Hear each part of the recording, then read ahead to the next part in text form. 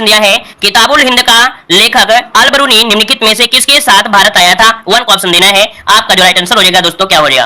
दोस्तों एक बार वीडियो को लाइक भी कर दीजिए, है ना। जितने लोग यहाँ पर जुड़े हैं भाई सभी लोग बार वीडियो को लाइक करिएगा तो थोड़ा आनंद आ जाता है, क्लास में थोड़ा हलचल मच जाती है ना। और आप लोगों के लिए इतना मेहनत तो कर ही रहे हैं जिसमें आपका फर्ज भी बनता है, ठीक है। चलिए देखिए 1 का जो ऑप्शन है यहाँ पर लगभग सभी का जवाब सही आ गया है। आपका हो जाएगा महमूद गजनवी, क्या हो जाएगा, महमूद गजनवी के साथ आया था, याद रखिएगा। और जो अल बरूनी था ये फारसी, संस्कृत, हिब्रू और सीरियाई भाषा का ज्ञान था इसे, ठीक है। तो इसका आंसर हो जाएगा ए नंबर। आगे बढ़ते क्वेश्चन दिया गया है कि 1946 ईस्वी में गठित कैबिनेट मिशन का सदस्य नहीं था, कैबिनेट मिशन का सदस्य नहीं था। तो देखिए आपका जवाब इनमें से क्या हो जाएगा 2 नंबर में। तो यहाँ पर देखो स्टेवर्ट क्रिप्स भी थे, अलेक्जेंडर थे और आपके पैथिक लॉरेंस भी थे, लेकिन भाई हैरोल्ड विल्सन थे क्या, नहीं थे ना। यहाँ पर 3 ही आपके सदस्य थे, इसका मतलब ऑप्शन डी नंबर है यहाँ पर गलत हो गया। आगे बढ़ते क्वेश्चन दिया गया है कि 20 जून 1756 को ब्लैक होल की घटना घटित हुई, किसके शासनकाल में घटना घटित हुई थी, ब्लैक होल की घटना किसके समय। तो यहाँ पर देखिए आपकी सिराजुद्दौला के समय, ऑप्शन क्या हो जाएगा आपका बी नंबर। अब देखा जाए तो सिराजुद्दौला ने ही काल कोठरी में अर्थात कह सकते हैं काफी लोगों को बंद कर दिया था, है ना,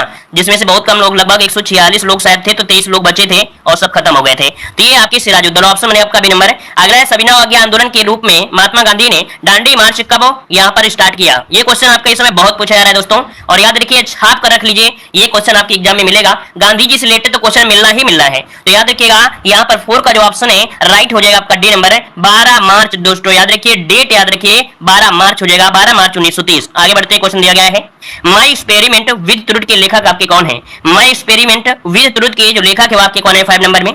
चलिए यहाँ पर देखो विद ट्रुथ दिया है ना महात्मा गांधी, इसका ऑप्शन क्या हो जाएगा, यहाँ पर ऑप्शन हो जाएगा आपका डी नंबर महात्मा गांधी हो जाएगा। आगे बढ़ते क्वेश्चन दिया गया है, कह रहा है भारत में अली बंधुओं शौकत अली एवं मोहम्मद अली ने किस आंदोलन का नेतृत्व किया था। चलिए बताइए यहाँ पर जो आंसर बनेगा राइट क्या हो जाएगा।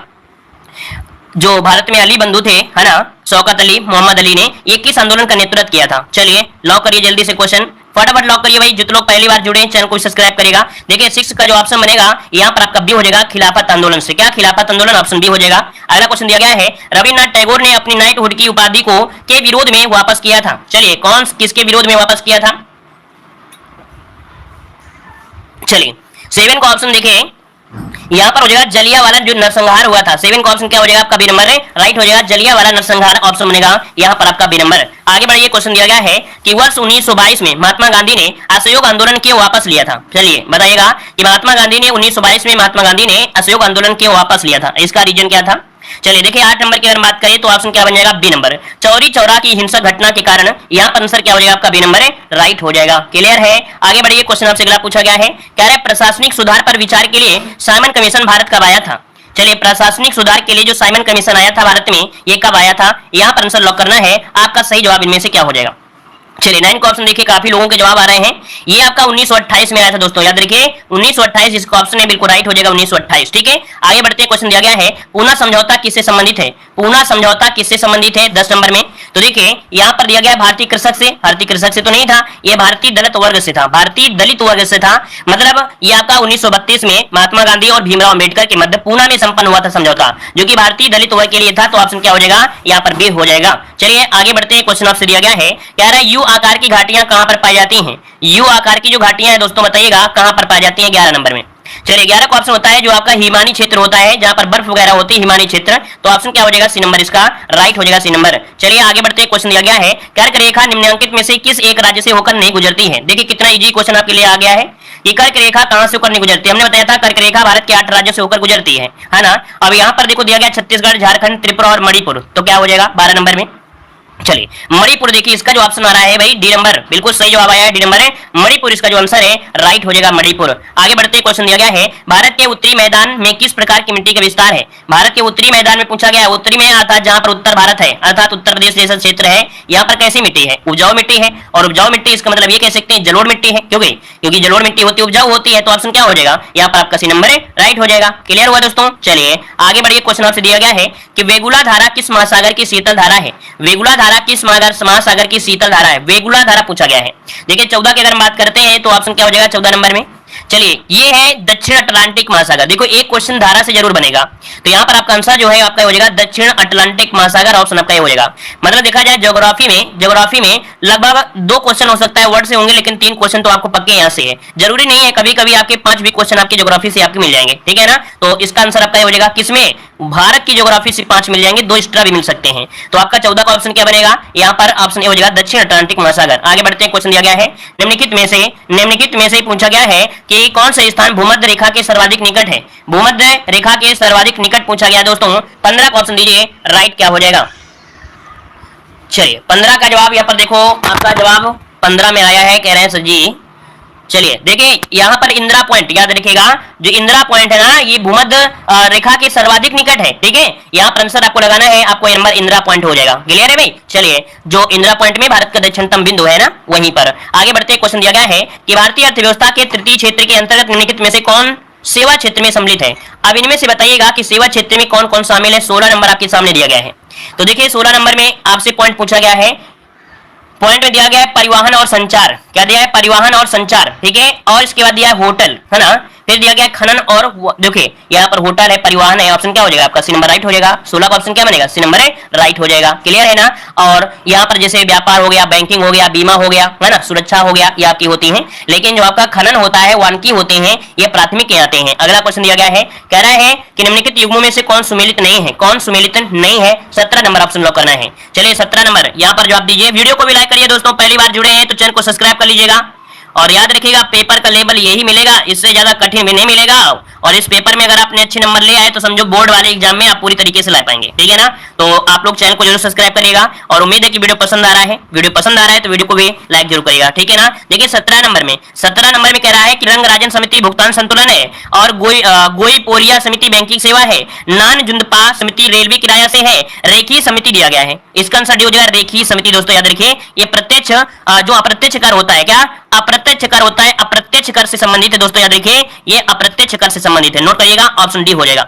आगे बढ़ते क्वेश्चन दिया गया है, निम्नलिखित में से किसे मानव विकास सूचकांक में शामिल किया जाता है। तो देखिए मानव विकास सूचकांक अर्थात एचडीआई, और एचडीआई में जो शामिल करते हैं दोस्तों याद रखिएगा कि आपके जो प्रति व्यक्ति आय होती है, जीवन प्रत्याशा होती है, वयस्क साक्षरता होती है, 3 चीजें ही होती हैं। जो आपकी 3 चीजें होती है इनको ऐड किया जाता है दोस्तों, याद रखिएगा। ठीक है ना। चलिए अगला क्वेश्चन बताइएगा कि निम्नलिखित में से किसे आधुनिक अर्थशास्त्र का जनक कहा जाता है। किसे आधुनिक अर्थशास्त्र का जनक कहा गया है दोस्तों, यहाँ पर 19 का ऑप्शन दीजिए।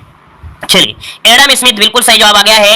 एडम स्मिथ जो आंसर है बिल्कुल आपका राइट आंसर हो जाएगा। और आगे बढ़ते हैं, क्वेश्चन आपसे दिया गया है, कह रहा है हिंदू समृद्धि दर का संबंध किस समृद्धि दर से है।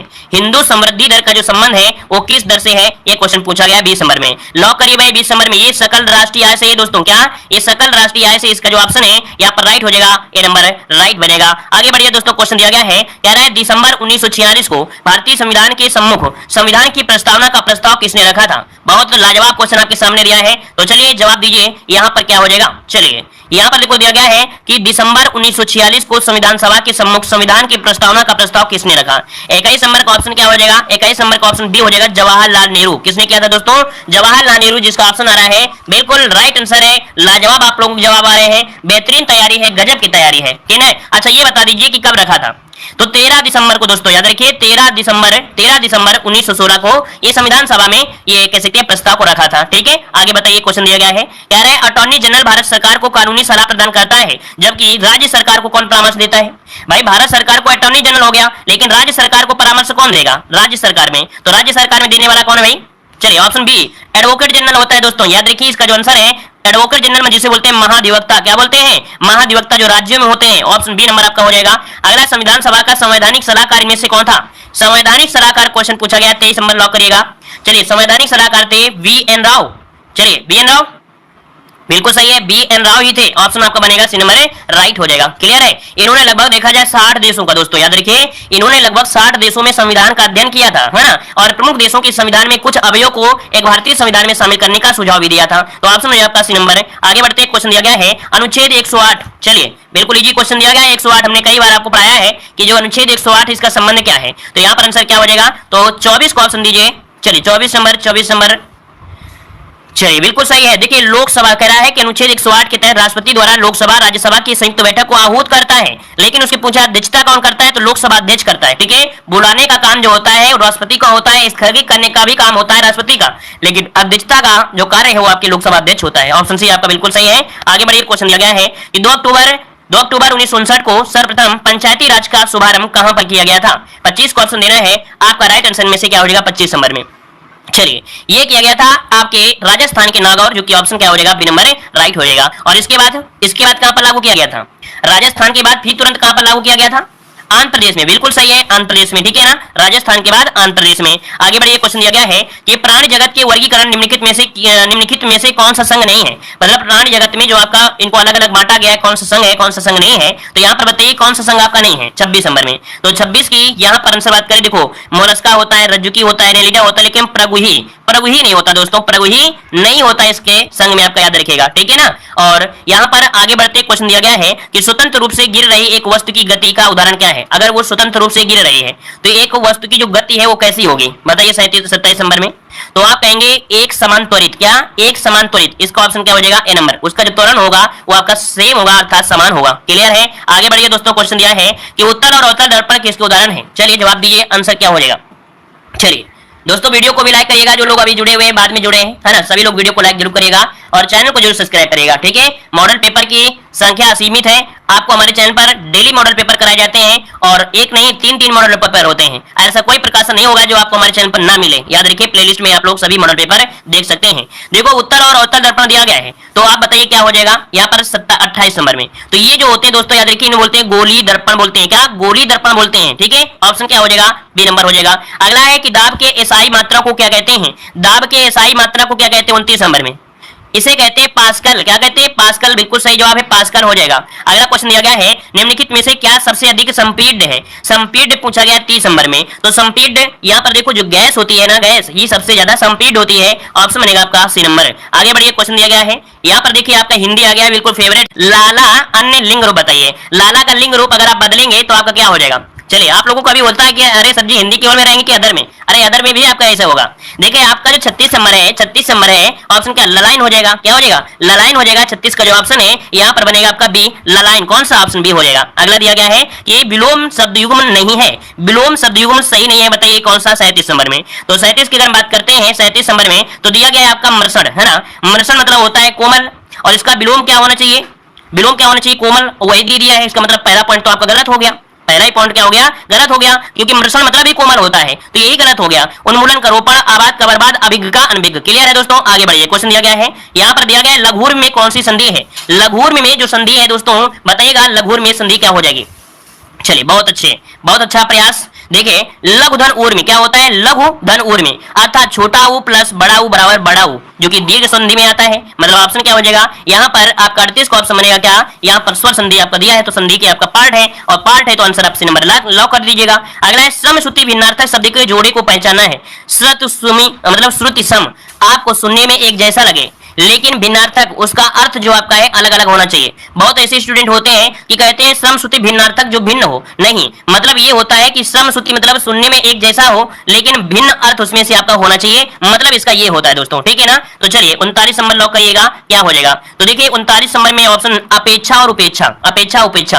अगर बगल में पड़ोसी हो तो कहेंगे सर जी लगता है एक ही शब्द बोल रहे अपेक्षा उपेक्षा, लेकिन दोनों का अर्थ क्या है यहाँ पर अलग है। क्यों? क्योंकि अपेक्षा आप जानते हैं किसी के प्रति अपेक्षा होता है उपेक्षा, तो आप समझ गए, आंसर क्या हो गया आपका? ए नंबर राइट हो जाएगा। अगला बताइएगा कि दिए गए वाक्य त्रुटि वाले अंश को यहाँ पर चिन्हित करना है, और अगर त्रुटि नहीं मिलती है तो आप डी नंबर लगा दीजिए। चलिए 40 नंबर कह रहे हैं मुख्य अतिथि आए और एक फूलों की माला पहनकर उनका स्वागत किया गया। ये बताइए कोई एक फूलों की माला होती है क्या? फूलों की एक माला जरूर होगी, लेकिन एक फूलों से कोई माला दोस्तों नहीं बन सकती है। तो ऑप्शन क्या हो जाएगा? यही आपकी गड़बड़ी